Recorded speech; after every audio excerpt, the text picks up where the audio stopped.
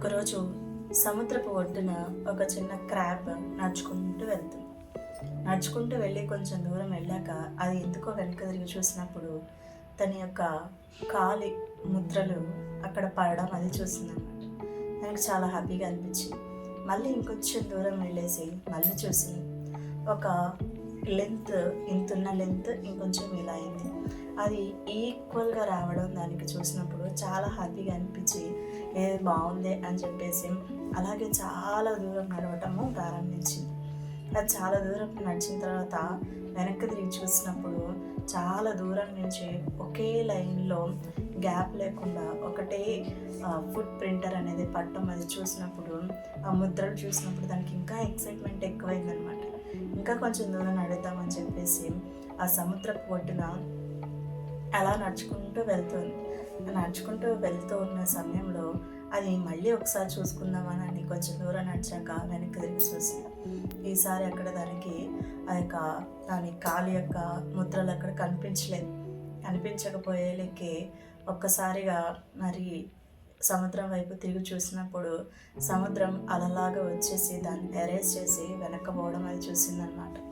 చూసిన వెంటనే దానికి చాలా కోపం వచ్చేసింది. చాలా కోపం వచ్చి సముద్రాన్ని అంటుంది, నేను నిన్ను ఎంతగా ప్రేమించాను, నీ మీద ఎంత ట్రస్ట్ పెట్టుకున్నాను, నిన్ను ఎంత నమ్మాను, నువ్వు ఇలా చేస్తావని అనుకోలేదు అని చెప్పేసి దాని ఎమోషన్స్ అన్నీ కూడా సముద్రం మీద చూపించడం ప్రారంభించింది కోప్పడుతూ. అప్పుడు సముద్రం అంటుంది, నీకు తెలియని ఒక నిజం ఉంది, నువ్వు నీ కాలి ముద్రలు చూసుకొని హ్యాపీగా ఫీల్ అయ్యావు, కానీ దాని వెనుక ఒక హంటర్ నిన్ను ఫాలో అవుతూ నీ యొక్క అడుగుజాడల్ని ఫాలో అవుతూ వస్తున్నాడు, అది నువ్వు గమనించలేదు, నేను గమనించాను కాబట్టి దాన్ని అరెస్ట్ చేశాను అని చెప్పిందనమాట. ఇప్పుడు క్రాబ్ సముద్రం వైపు చూసి తలదించుకుంది. ఎందుకంటే అక్కడ ఏం జరిగిందంటే మిస్అండర్స్టాండింగ్.